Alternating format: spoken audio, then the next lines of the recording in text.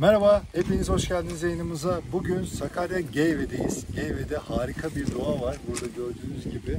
Burada Geyve'de Bülent Bey'e yapmış olduğumuz 55 metrekarelik bir prefabrik evimiz var. En çok sattığımız odalardan birisi olan 55 metrekarelik evi beraber gezelim istedik.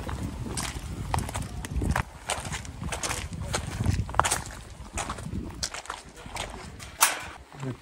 Gördüğünüz gibi harika bir bahçe yapmış Bülent Bey burada kendisine.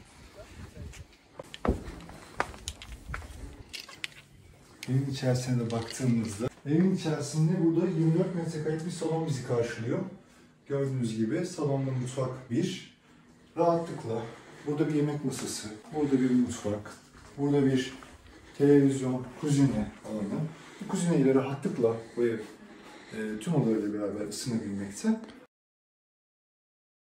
Hem bir yatak odası. Gördüğünüz gibi 13 metrekarelik bir yatak odası. Cumba kısmında bulunmakta. Ekstradan burada bir banyosu var. 4 metrekarelik bir banyomuz. Ve burada da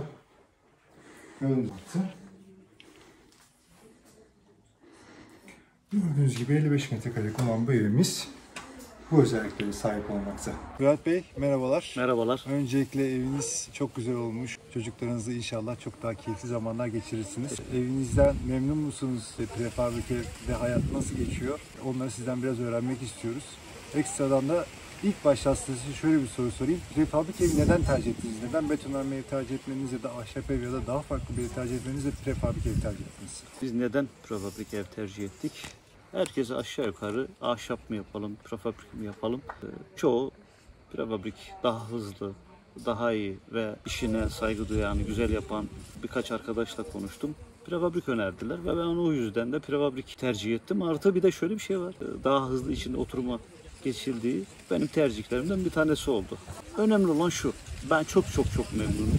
Artı sizlerden de çok memnunum. Ben bayağı bir araştırma yapmıştım bu prefabrik evlerle ilgili. Sizin yerinize geldik, orayı gezdik. Ondan dolayı da ben prefabriğe karar verdim. Çok firma var. Peki bundaki en büyük etki neydi? Yani bizi tercih etmek. Siz de araştırmacı bir insansınız. Ben çok araştırmacı bir insanım. Yalnız şöyle bir şey var. Ben çok araştırdım ve çok şikayet duydum. Yani parasını ödemişler, yapılmamış. Bir sürü nedenler, sebepler. Çok uzatmaya gerek yok. Sizlerin yerini gelip gezdiğimde bir güven geldi.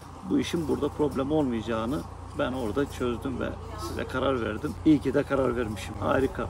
Bu evi biz kaç günde kurduk? Ne kadar da bitti bu ev? Ya işte işin en güzel yanı o. Beklediğimden çok hızlı bitti ya. 3 günde ev bitti. Ben şok içindeyim.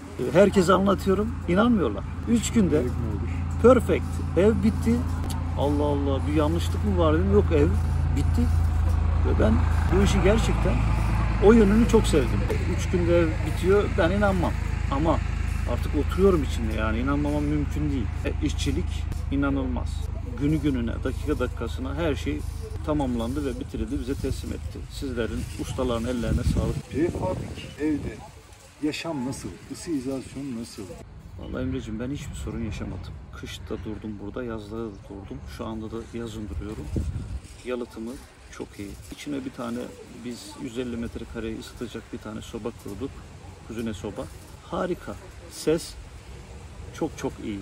Hiçbir sorun yaşamadım yani. Hatta beni izleyenler olursa, dinleyenler olursa gelsinler. Burada benimle beraber bizzat yaşasınlar. Yani hiç çok fazla konuşup da abartmıyor. Kesinlikle hiç düşünmesine gerek yok. Eğer prefabrik yapmak istiyorsalar sizi tercih etmelerini ben başta öneriyorum ve sizlere de teşekkür ediyorum.